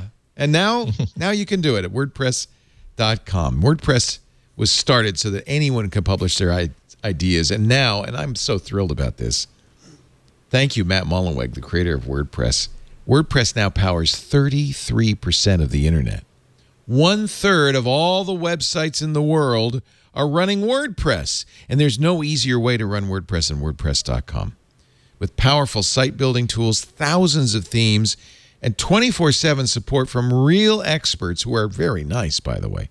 WordPress.com lets you and everyone listening pursue whatever it is you love by creating a site that's free to start and has room to grow. And yes, of course, e-commerce. Great for a blog, but great for a portfolio for an artist or a designer. great for a business. If you are a business and you do not have a website, what are you thinking? No, that Facebook page doesn't count. The Twitter account doesn't count. You need somewhere, your home on the web that you control. When you upload files, audio, video, text, pictures to your WordPress site, they still belong to you. You can get them back anytime. There's no 2-week trials. There's no hidden fees. You own your own content forever. WordPress.com. It's built to grow with you to get you where you want to be tomorrow. I love WordPress. I'm so happy to be on WordPress.com. And by the way, you're not alone on WordPress.com. Some of the biggest publishers in the world use WordPress.com. Millions of people use WordPress.com every day to turn their dreams into reality. And you can get 15% off any new plan purchase right now at WordPress.com/MacBreak. WordPress.com/MacBreak. 15% off your new website at the best place to host it in the world. WordPress.com/MacBreak. This has to be a bit of a shock to the system. Netflix has decided that in 2019, they are not going to allow subscribers to pay for their account through the iPhone app. Why? Because Apple takes 30%. That was an easy no. I mean, I think that's an easy decision on Netflix. I mean, that's a lot of money. It's $853 million in iOS revenue. Holy moly. Almost $1 billion. Isn't that amazing? Android has not a whole lot of absolute advantages over Apple, but when I started testing out this Pixel book and reading comics on it, the ability to go to the Comixology app and just click a buy it now button and start reading it was like, oh my god! The same app that lets me read the comic book also lets me buy the comic book. So yeah, they're falling in line with pretty much everybody else who's selling content. It's giving away free money to Apple for something that they're not really delivering. So, well, it's because, I mean, you could say as a developer, well, if Apple's hosting the app and helping me market the app, that maybe that's worth a 30% shake. But if it's a subscription fee, that's basically like rent Netflix. seeking. And I think it's not as though people were not going to be subscribing to Netflix unless, oh wow, Netflix, you say they're actually just sort of handing money to Apple as opposed to Apple helping Netflix do anything. So it is the #1 grossing app on the App Store, Netflix. and I think that Apple could easily do things that are basically how much you gross with the store changes your percentage. So when you are a little company, admittedly, you are benefiting more from Apple than they are benefiting from you. So 30% might make sense.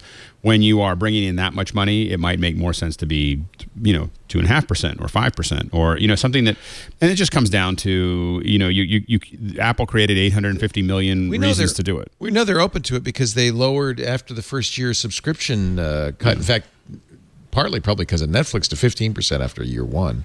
Right. So I'm sure they're open to this idea. So I think a sliding scale that provides discounts, because I mean I'm in the same state, Andy. On the other side of that is like this is one of those eye rolling things. Every time I want to buy an Audible book or you're just like, oh, you have to add it to the wish list, and then you have to remember to go back to a desktop, which I don't spend much time on anymore, and then I have to remember to order that book, and it isn't.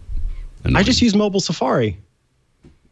I should. Then I have to figure out. Then I have to log into it. It's still annoying. It's absolutely annoying. And sometimes it'll you click on it and then it hops into the Amazon app and then it's like, no, I'm not supposed to be here because you can't order through the Amazon app, and then it pops back to mobile Safari. It's ridiculous. Yeah. Fortnite. How much do you think Apple made on Fortnite? I mean, 300 million. Yeah.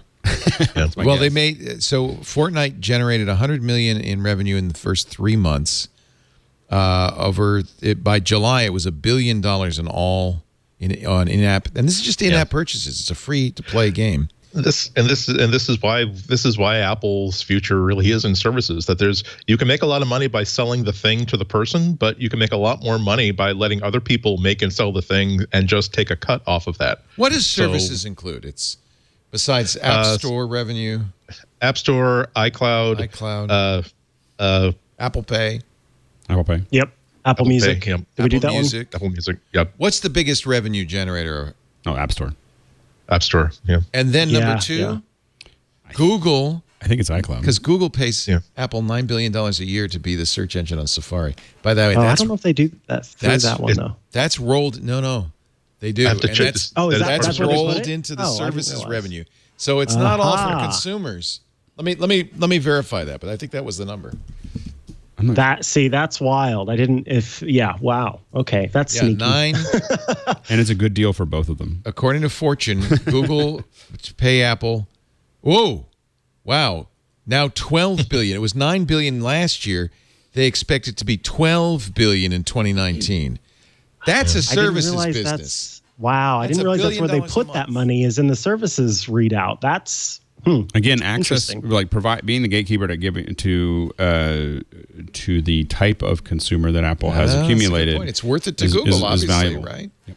Yeah. Well, also people do search through mobile. That's where they're looking for restaurants. That's where they're looking for everything. They really want that spyglass.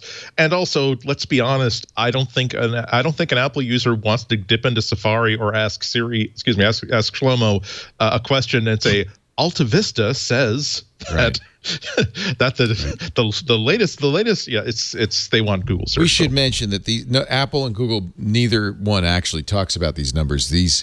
Because Apple, as you know, bundles everything all together under the word services. But this is what Goldman Sachs is estimating, and I imagine that they have analysts who know what they're talking about.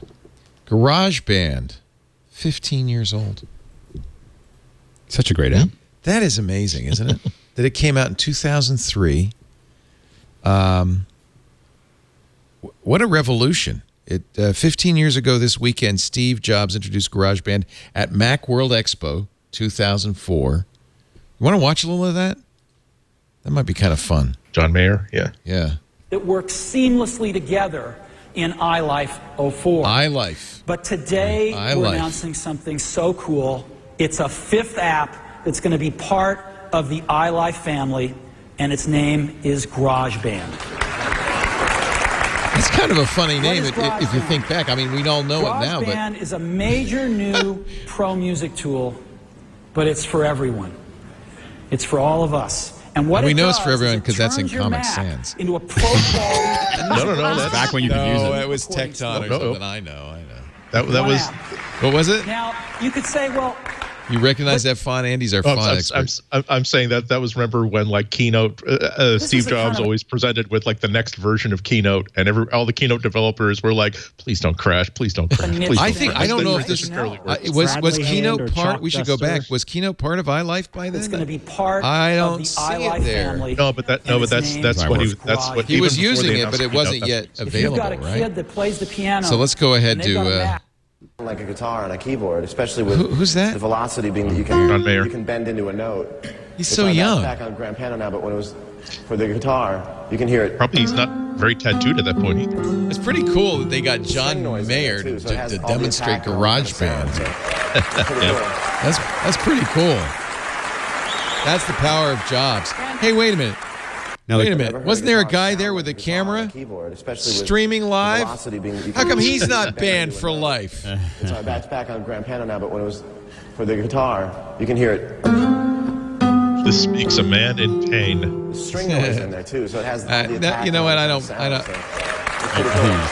Let's see this guy. Look at that. See that? How come he's not banned? That's a Sony. Anyway, Henry, you used GarageBand, but then you moved to Logic, right? Which is also an amazing deal. Oh, yeah. Oh, my God. What a great deal. Logic kind of GarageBand Pro, just as Final Cut was kind of iMovie Pro, right? Yeah, I still if you can, I think you can still find it on the internet though. The single coolest GarageBand file is when Trent Reznor bounced a bunch of stuff to the. So it's a whole song, 9 Inch Nails song that's in GarageBand. Now he didn't make it in GarageBand; he made it in Pro Tools, but he bounced all the tracks out. And it's just, you see the incredible, what a master does when they build something out there. But what I will say about GarageBand is, my daughter, my kids they were with their grandmother, and they went to an Apple store, and they took a GarageBand class. And I came back and I was like, hey, what's that song you're playing? And my daughter was like, I made it.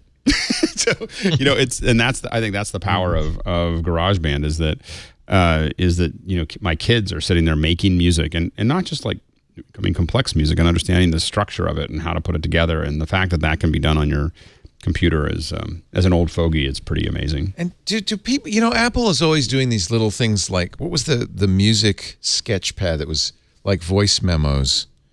I can't even remember what it was called.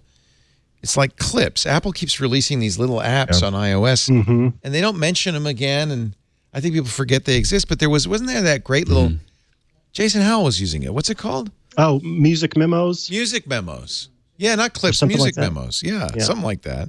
I don't even have it on here. Yeah, I don't think I have mine on. I'm sure Serenity Caldwell would have used that. It was really cool. Yeah, you could basically, go ba-da-ba-da-ba-da-ba-da, and it would turn it into music. And what a device. What an amazing thing. All right, I want to do one more break, and then we will get your picks of the week, boys. Prepare for your picks of the week while we mention one of our long-term sponsors, a company I think that grew up with us, and we're really thrilled to have them as a continuing sponsor, IT Pro TV. Man, 2018 was a good year to get into IT. And I think 2019 is going to be an even better year, especially IT security, but every area of IT.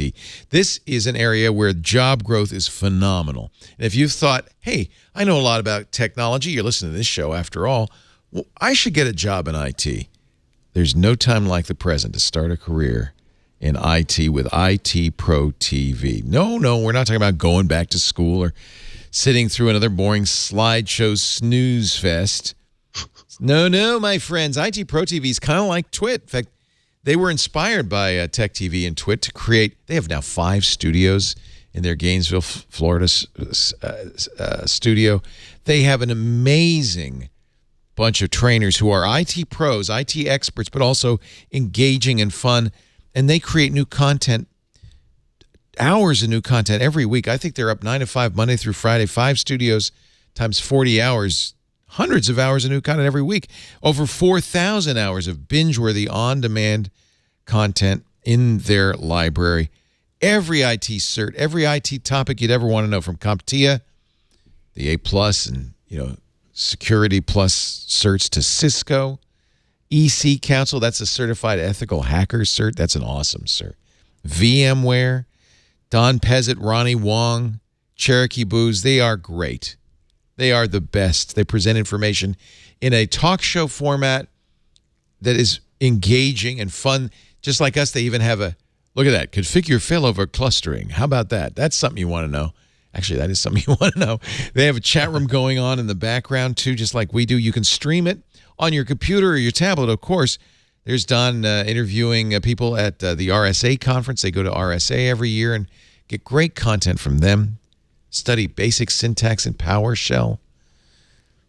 You can stream it on your Chromecast, on your Roku. They have iOS and Android apps. They've got Amazon Fire TV app, a great Apple TV app.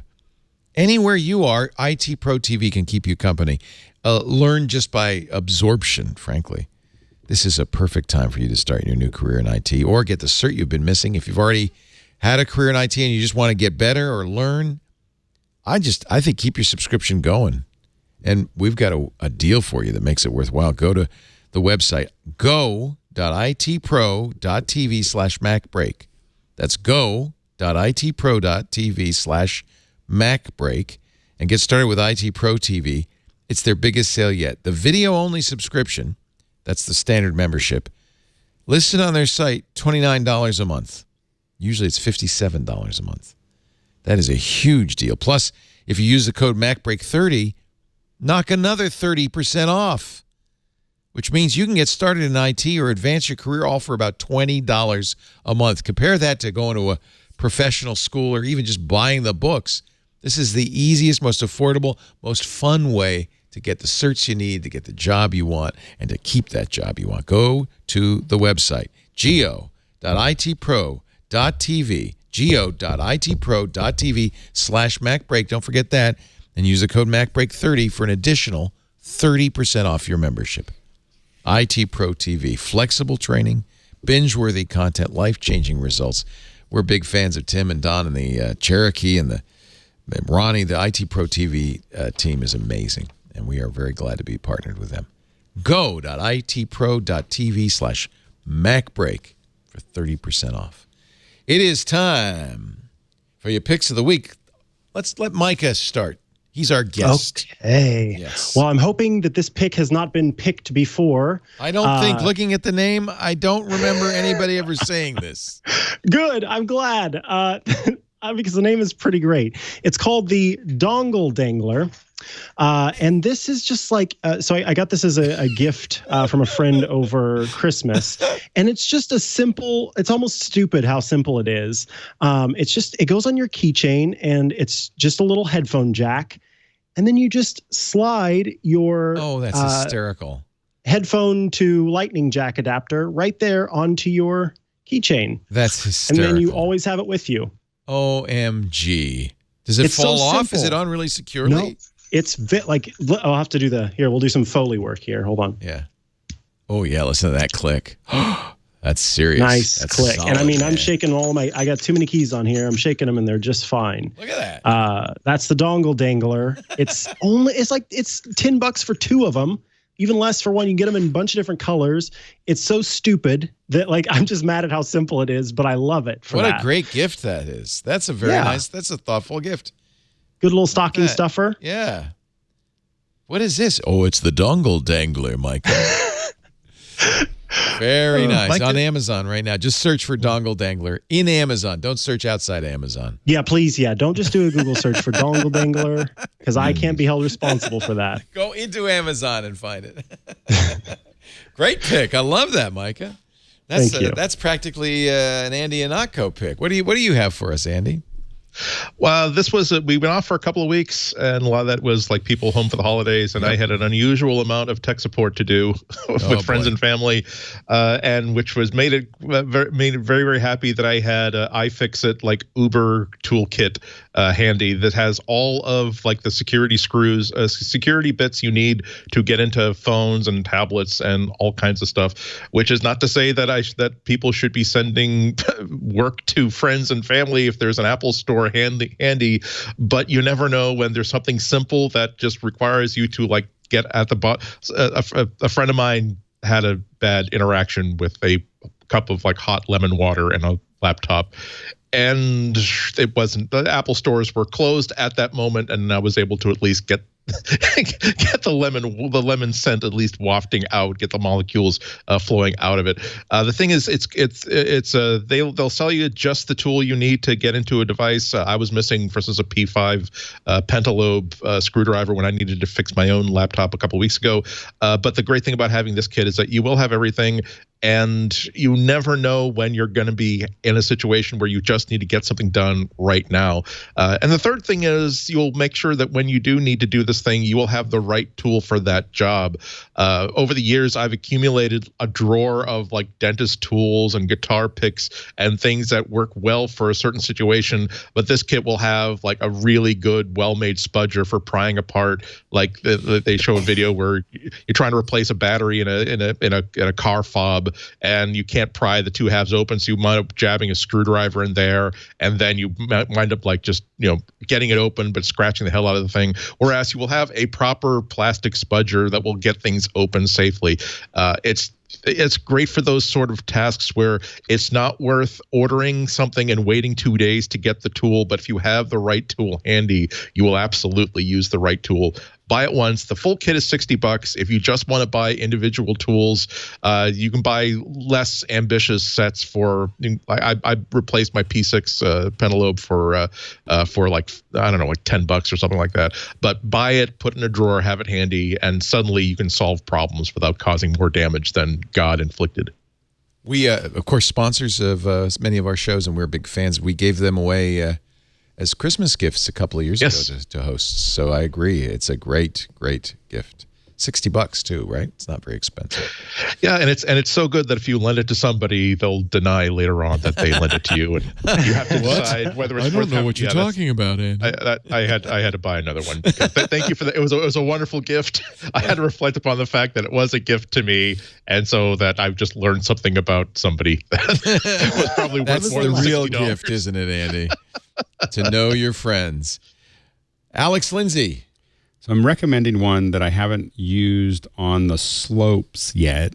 But I was so excited skiing? looking at it. A friend of mine, Fred, was talking about this, and I opened up the app and I almost wanted to go skiing just because I was like looking through this app. It's called Slopes, and you can track your progress on the slopes. So I figured, we're still in the winter, so this is your time to go out and ski. This is just the coolest, app. I went through a lot of it, and it is keeping track of your, all the data. This is, and the reason I'm interested in it is because it is,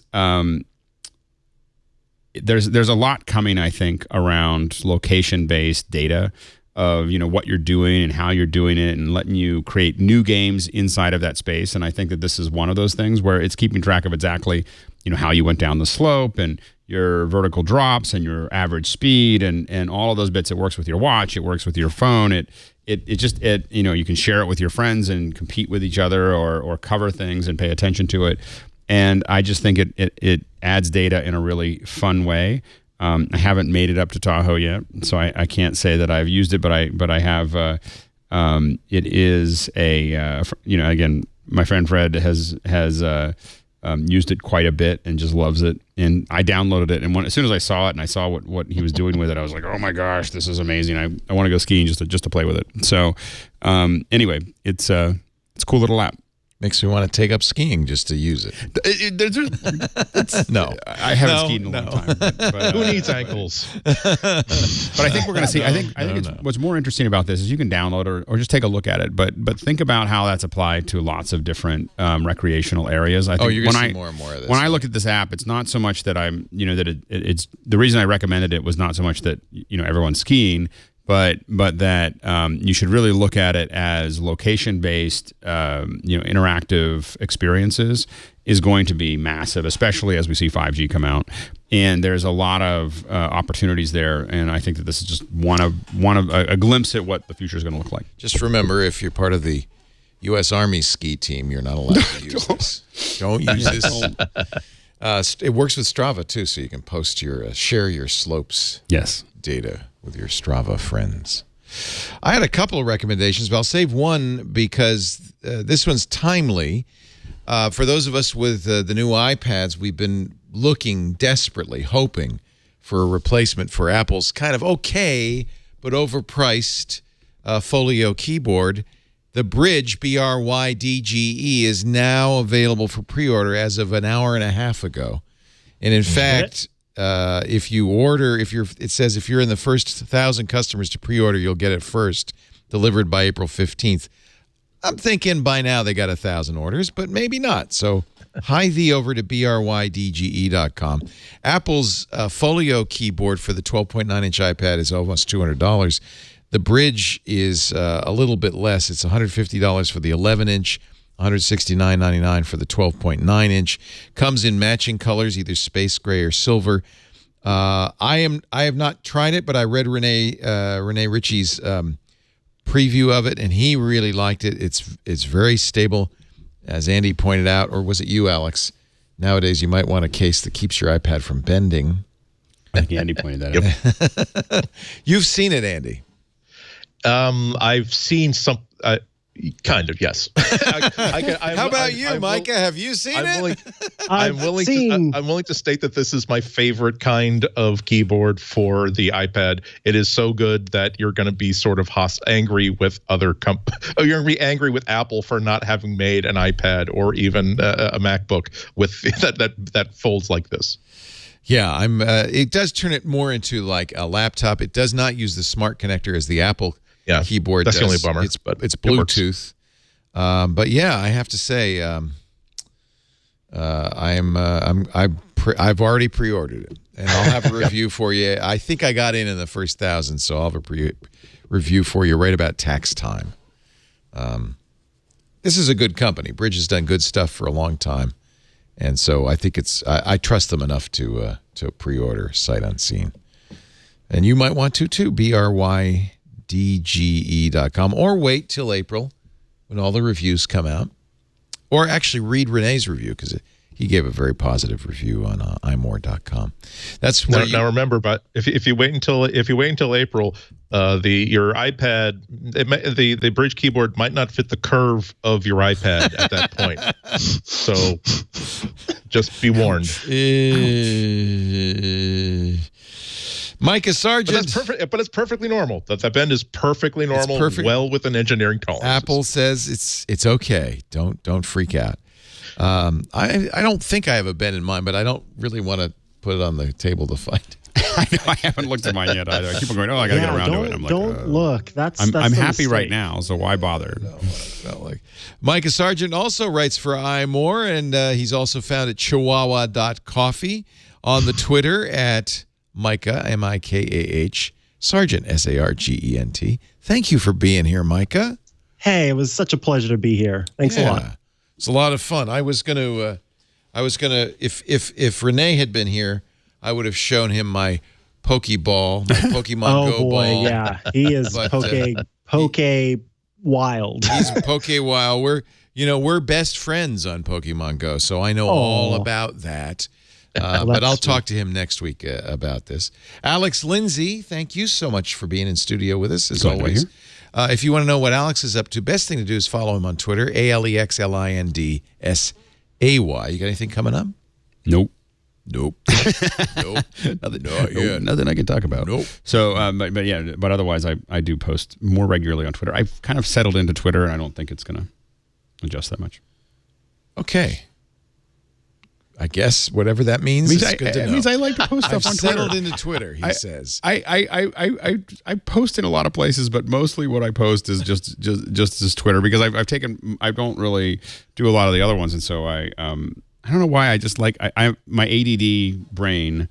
That's why. Just likes 200, and I've gotten really good at the 250 characters. Really? And I get usually plus or minus 5 all the time. Good. Sorry about that if you're reading them, but. Andy Ihnatko, we can hear him every week on WGBH Boston Public Radio, and read his stuff at ihnatko.com. Anything you want to plug? Posted a piece on Fast Company late yesterday about the new Samsung app on the new Apple app on Samsung TVs. You know all about it then. Uh-oh. Well, perfect timing. He's completely frozen. I blame his Samsung TV. As the show wraps up. There he is. He's back. Should have had that Apple-branded Faraday cage. It got you. The NSA was worried about the explosive stuff that I was talking about. But as usual, how much did you get before I decided to take a break there? And I did forgot to. We got the Fast Company thing. I think that's the most important, right? That's good. Yep. He's reviewing the new Samsung TV. I think I heard him say that. Oh no, I wrote a piece about it and what it means in the bigger picture, and then just go to Ihnatko.com and Ihnatko on Twitter for other links. So there you go. Yes. I forgot to mention Micah's podcasts, Lucid, all about lucid dreaming. He does with Tori Folk. How is the lucid dreaming going? Well, we actually had to go on a creative hiatus on that one. So I would love to plug too much time sleeping. Yeah, exactly. How about Somehow I Manage? How about that? Are you still doing that? That's the one. Yeah, okay, Somehow good. I Manage. We do that weekly. If you're a fan of The Office. Oh, you do it with Tiff. That's nice. Yeah, Tiffany Arment and I talk about The Office every week. We watch an episode and talk about it. It comes out every Thursday. Wait a minute. The Office, that old show? That old show? It is going through a renaissance right now. They're already up to episode 40. How many episodes are there? Oh, 1 billion. There are 9 seasons and a bunch of episodes, and like it's on Netflix, and new people are getting into the show. Oh, that's awesome. I'm an old school super fan of it. So is Tiff, and yeah, we very much love that show and talk about it every week. Just looking at the titles brings back memories like Prison Mike. That was a good episode. Mike. Pretzel Day. Who could forget? Oh man, I'm gonna have to go back and listen to all of these. That's awesome. Oh yeah, Bedside Bacon. Clips from the show and everything. So. Oh, you do? They let you do that, or do you just do it anyway? Well, we try to say there's editorial. A reason to do some fair use stuff, right? Yeah, that's fair use. So you don't do the British version, just the American version. Just the American version, yeah. The British version, I'm not going to go into too much here, but the British version was very much meant to be written as sort of dark comedy, and it's sort of sad. And the first season of the American version was that way. And then producers realized, hey, if we want to keep the show around, we kind of got to make it more positive. Yeah. And so you'll notice in season 2 that sort of changes, and it gets a lot better, I think. Should I start the show and your podcast as simultaneously? If you'd like to, if you want to go back and no, I just mean like run them. Like, should I listen to your podcast while I'm watching?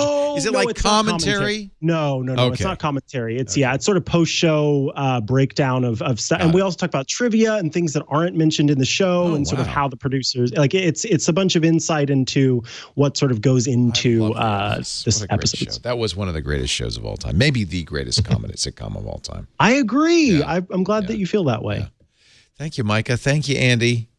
Thank you, Alex. We appreciate your being here, too. We do MacBreak Weekly every Tuesday, around about 11 a.m. Pacific, 2 p.m. Eastern. That'd be, I think, 1800 UTC. I'll tell you what, here's the deal. If you want to watch live, you can go to twit.tv/live or listen, because we have a audio stream as well. And if you do that, you should be in the chat room at irc.twit.tv. That's kind of like the commentary track for the show going on in the chat room.